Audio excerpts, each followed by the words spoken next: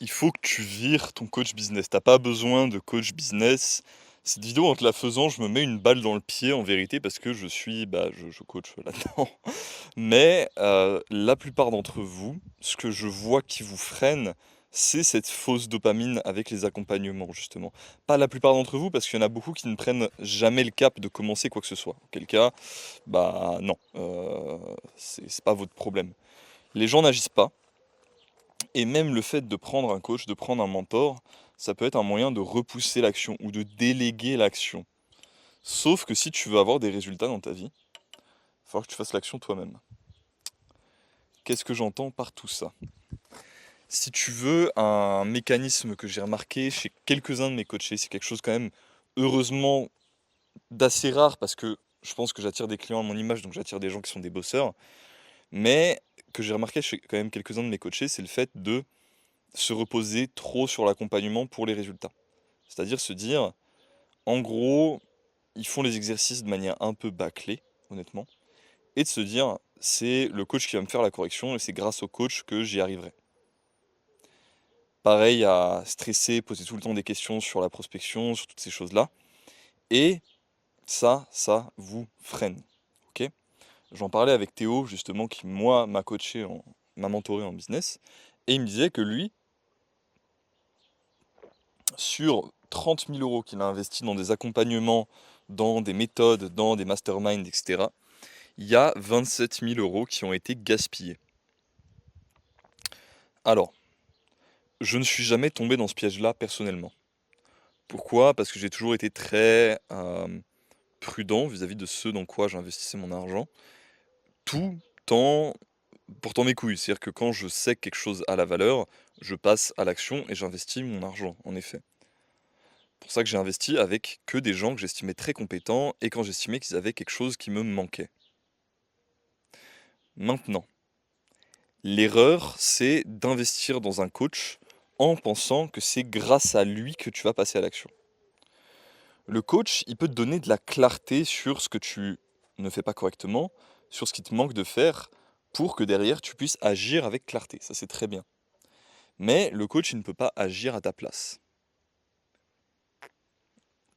Ça, c'est le premier point. Si tu veux, un autre point qui est absolument essentiel sur ce sujet-là, c'est le fait que vous investissez pour avoir ce shot de dopamine, de se dire, ok, je suis un mec qui investit en moi, je suis un mec qui a un mindset entrepreneurial, machin, vu que je porte mes couilles sur l'investissement, tout ça, c'est bien.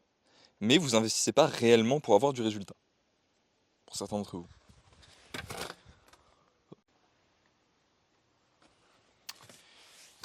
Il y a donc cette croyance que si tu veux que le coach que tu vas engager, que la formation que tu vas payer, l'infoproduit que tu vas acheter, va te sauver la vie parce qu'il va te révéler une nouvelle stratégie miracle, un nouveau truc qui va changer ta vie.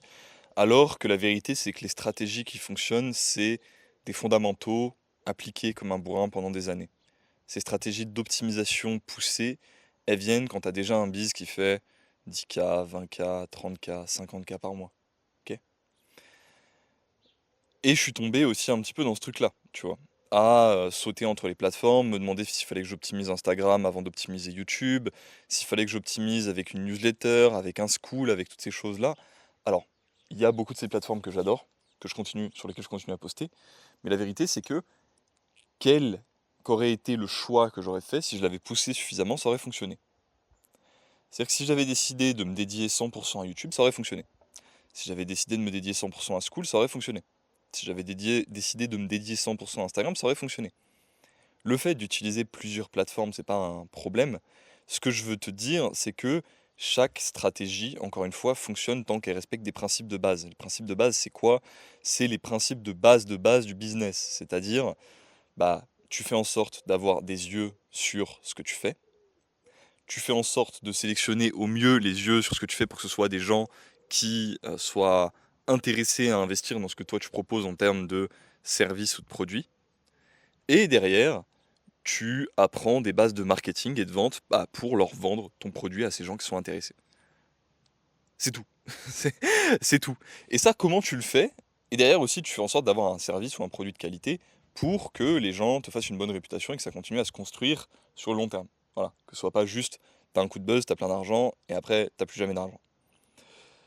Donc, qu'est-ce que ça veut dire concrètement quand tu fais ce que je fais sur les réseaux, quand tu fais du coaching?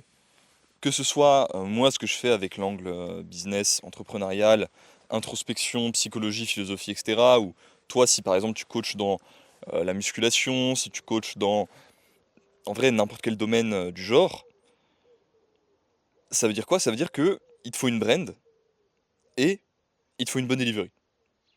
C'est tout. Faut que tu apprennes à te mettre en avant, à avoir une image de marque, à être reconnaissable, parce que c'est ça qui va faire. Donc, tu es reconnaissable et tu cibles un avatar cible précis qui est le toi du passé.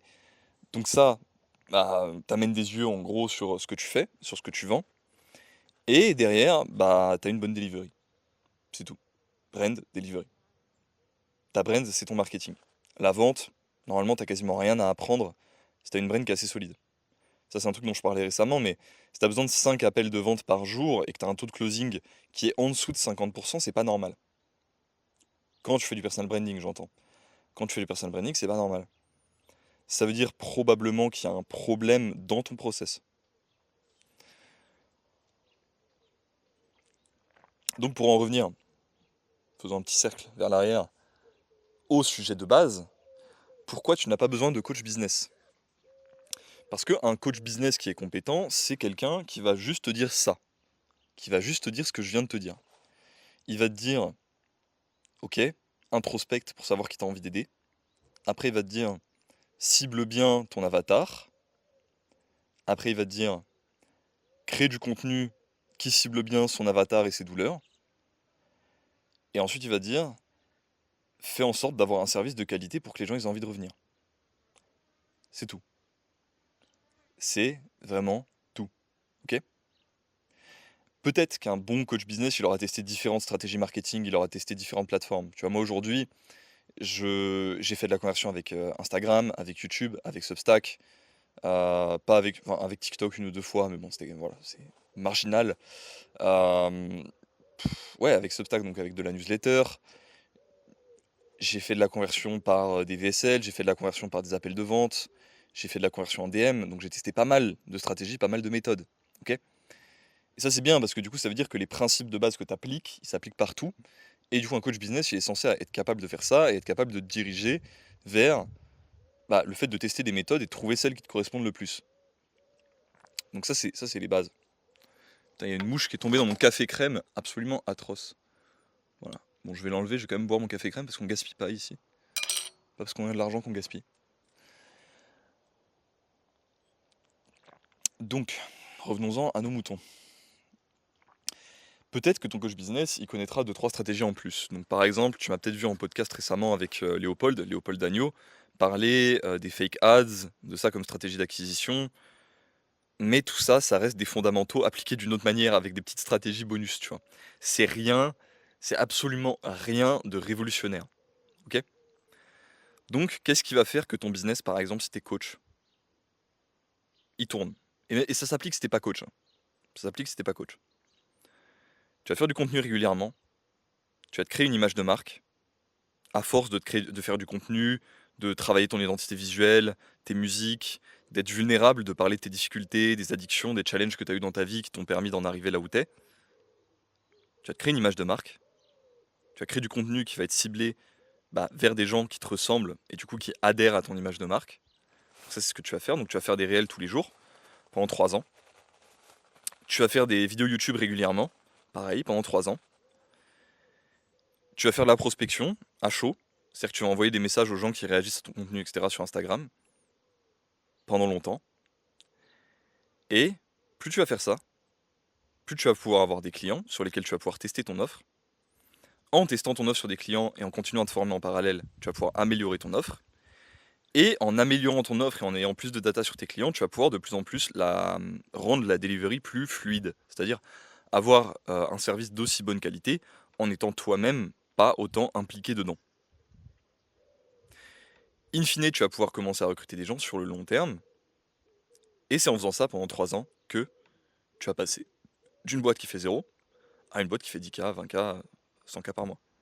Bon, je te dis ça, moi je suis dans la barre des 5 chiffres, je suis dans la barre des 10K, 10K plus, tu vois. Je suis pas au-delà.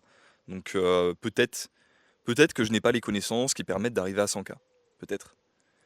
Mais ma supposition est qu'en appliquant ce que je te dis maintenant dans mon propre business, c'est-à-dire bourrer ces fondamentaux-là, ces fondamentaux, ouais c'est ça, là, pendant une durée assez longue et en continuant à masteriser et à améliorer chacun d'entre eux, je vais arriver naturellement à cette barre-là. C'est-à-dire que si tu deviens meilleur en marketing, meilleur en delivery, que tu es capable de déléguer une partie des tâches pour rendre le process plus rapide, plus simple, plus efficient, comment veux-tu que ton business ne fonctionne pas mieux? C'est littéralement impossible. Là, en fait, tout ce que je t'ai dit, c'est tout ce que tu as besoin de savoir pour créer une boîte, tu vois. C'est genre, ok, je fais en sorte d'avoir des yeux sur ce que je fais, j'apprends à vendre, je fais en sorte d'avoir un produit slash un service de qualité, et j'améliore tout ça, sur le long terme. C'est chiant. Personne n'a envie de l'entendre. Vire ton coach business. Mais ça marche. Ça marche. Et moi, c'est ce que je fais à mes élèves. Je leur fais appliquer, au fond, ce que je leur fais appliquer, c'est les fondamentaux. Évidemment, j'ajoute ma petite patte des questions d'introspection un peu poussées pour qu'ils aient un vrai travail de ce côté-là qui les différencie sur le marché. J'ajoute ma petite patte sur le fait que je peux parler avec eux de spiritualité et de comment intégrer ça dans ce qu'ils font. Que j'ai des connaissances aussi en muscu parce que j'ai été coach muscu et en nutrition pendant un certain temps. Et que du coup, je suis capable de aussi un peu les aider à se former sur toutes ces choses-là, les diriger vers les bonnes plateformes de formation, etc. Parce que ça fait partie de mes domaines d'expertise. Mais globalement, ce que je vous fais faire à mes coachés, si vous regardez la vidéo, c'est des fondamentaux. C'est en appliquant ces fondamentaux-là que tu as des résultats. Maintenant, pourquoi tu vois des gens qui font plus d'argent que toi? Plusieurs raisons. La première, généralement, c'est que ça fait plus longtemps qu'ils sont sur le marché. Généralement, c'est aussi simple que ça, c'est qu'ils ont fait les mêmes choses que toi, mais pendant plus longtemps. Et du coup, ils ont eu plus d'opportunités d'augmenter les résultats avec ce qu'ils font, d'augmenter l'argent qu'ils tirent de ce qu'ils font, de se créer une réputation, de scaler, etc. Tu vois. Ça, c'est une des principales résultantes. Tu vois. J'avais un de mes coachés, par exemple, qui me demandait ouais, comment ça se fait que Robin il a fait autant d'argent dans l'info, parce qu'il regardait le podcast avec Robin qu'on avait fait. Et je lui dis, bah, regarde, ça fait combien d'années que Robin il est dans cette industrie-là? Ah, ok. Ça fait combien d'années que moi je suis dans cette industrie-là? Moi, je fais mon argent. C'est logique. Regarde, ça fait combien de temps que toi t'es dans cette industrie-là? Donc là, je parlais à lui. 3 mois. Bon, c'est normal. C'est juste normal, tu vois. Euh, Là, en fait, les paliers comme ça aussi de revenus, ils te paraissent mystiques juste parce que t'as pas encore rencontré des gens qui les font. Mais moi, je peux t'assurer, tu vois, j'ai passé du temps en Suède, je t'ai dit, avec des gens qui font 5 à 50K par mois, même des gens qui font bien plus dans différents domaines. On est tous les mêmes singes, ok? Il y a des mecs évidemment plus ou moins intelligents, plus ou moins formés, plus ou moins compétents dans ce qu'ils font, mais on est tous les mêmes singes. Et c'est toujours les mêmes process, juste appliqués sur une durée plus longue, avec plus de volonté, plus de volume. Donc oui, il va falloir bosser comme un acharné, mais c'est juste ça en fait. Et comme pour arriver à un haut niveau, il va falloir bosser comme un acharné, c'est bien de commencer sur le bon pied, c'est-à-dire de commencer avec une boîte et un truc qui te plaît. Parce que si tu commences avec un truc qui te fait chier, que tu détestes, ça va pas marcher, tu vois.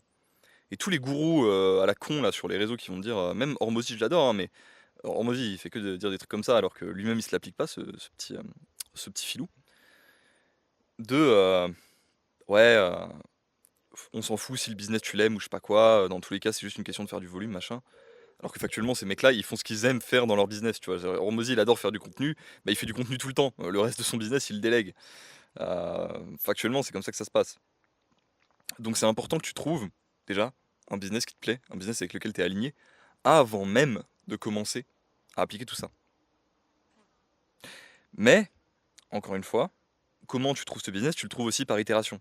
C'est-à-dire que tu vas tester un premier truc, tu vas te dire ok ça je suis aligné sur le fait de faire du coaching sportif avec ma méthode que je pense qui pourrait aider beaucoup de gens à se réhabiliter des blessures de coude et d'épaule. Et tu vas te rendre compte 6 mois après, à force de faire ça, 6 mois, un an après, d'avoir accumulé une expertise là-dessus, d'avoir beaucoup développé là-dessus, tiens, bah maintenant j'ai appris des trucs en plus et j'ai envie de faire évoluer mon service. Et ton service il va évoluer. Et c'est normal, c'est naturel. Et tu seras encore plus aligné avec ce que tu vas faire après. C'est comme un oignon. Métaphore de Déda, on se rappelle les gars. Métaphore de David Déda. Tu épluches une couche de sens de ta vie à chaque fois. Et à chaque fois que tu épluches une couche de sens, comme ça, tu te rapproches un peu plus du centre. Donc c'est important de commencer. Même si t'es pas sûr à 100% de ce avec quoi t'es aligné. Faut avant tout te bouger le cul. Ça, c'est important aussi. Bon, je crois que je vous ai assez yap, là. Je suis assez parti dans tous les sens. J'espère que la vidéo, elle t'aura apporté de la valeur. Écoute, je t'ai dit de virer ton coach business. Je le pense, pour la plupart d'entre vous. De virer tes coachs en général. Si t'as envie de taffer avec moi, c'est quand même possible, hein. Voilà, je vais pas te mentir. T'as mon lien dans la description. Si tu veux mon ancienne formation sur le côté santé, musculation, etc. Comment j'en suis arrivé à 21 ans, soulevé de terre à 300 kg, dips lesté à 140 kg, gros physique, 90 kg, 1m83, grosse bite, tout.